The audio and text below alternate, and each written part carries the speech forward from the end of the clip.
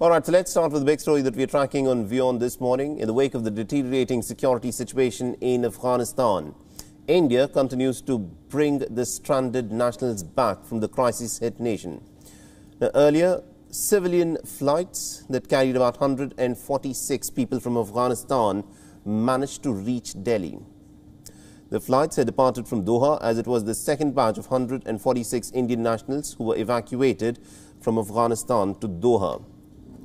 And this, of course, has come just a day after India had managed to evacuate about 392 people from Kabul via 3 different flights, including this C-17 Globemaster.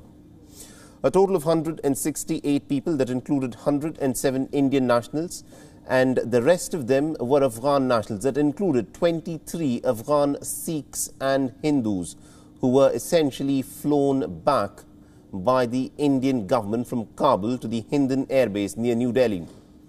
Now, the Indian Air Force's military transport aircraft was used. This is the C-17 Globemaster, in which all these people were, of course, brought back from the Kabul airport. Now, Afghanistan also had a parliament, and its only female Sikh member of the parliament, Anarkali Hunaryar, and also another Sikh Afghan member of parliament, Narendra Singh Khalsa, had been evacuated by India via the same flight. Now, another group of 87 Indians and 2 Nepalese nationals were also brought back in a special Air India flight from Dushanbe. And so far, India has managed to evacuate about 600 people from Kabul.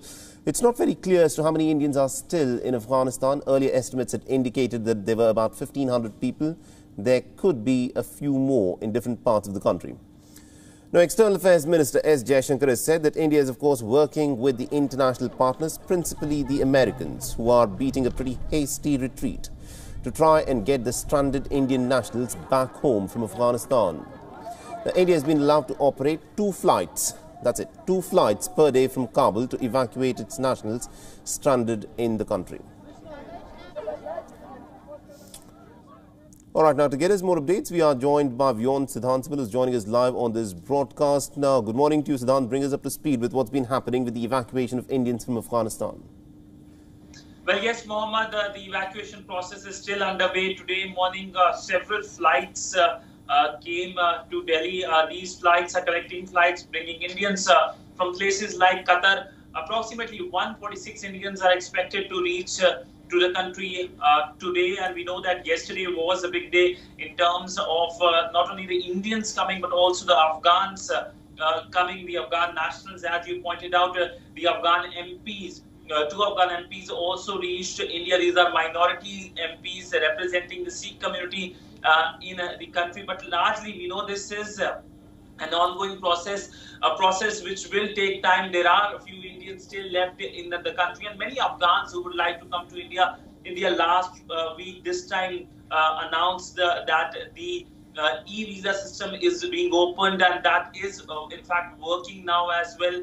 India has been getting a lot of requests from the vulnerable section of the Afghan society, which includes the activists, journalists, and members of the former governance system. So largely, while this country remains in a state of flux, today marks more than a week since the fall of Kabul to Taliban.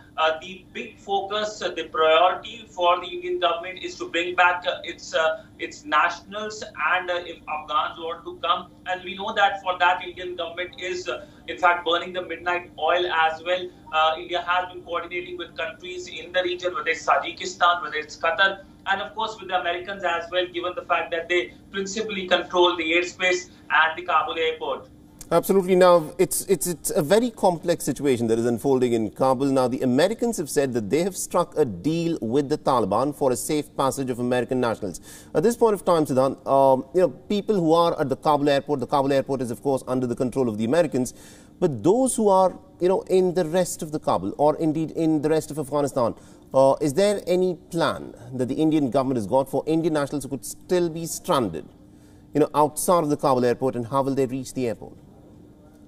Well, largely there are very few Indians who are stranded, and we know that it's a complex process, not from Kabul to Delhi, because it's much more easier from Kabul to Delhi. The worry primarily, as you pointed out, is people across the city and perhaps across Afghanistan trying to reach the airport. And the airport, in fact, has been the center of activity in terms of heartbreaking visuals we have seen. There is a process which has been put in place by the Indian government, but not much details have been given out given the security concerns around it. But largely, if you look at the entire process in terms of the Indians or the Afghans who would like to enter the airport, it is something that is of a dangerous nature. We know over the weekend there was a news as well from the Afghan media over so-called the Indians and the Afghans being taken by Taliban, but later on that was dismissed by the Indian side. So it shows the level of anxiety when it comes to dealing with the entire process. We know that there are still more problems in terms of the safety of the many Indian nationals being brought from Kabul to the airport, but largely it looks like most of the Indians are out of the country, and only very few Indians are there in the country, and focus is to make sure that they also come out and are India safe and sound. Absolutely indeed. Thank you very much indeed, Siddhant, for joining us and getting us all those updates there. WION is now available in your country. Download the app now and get all the news on the move.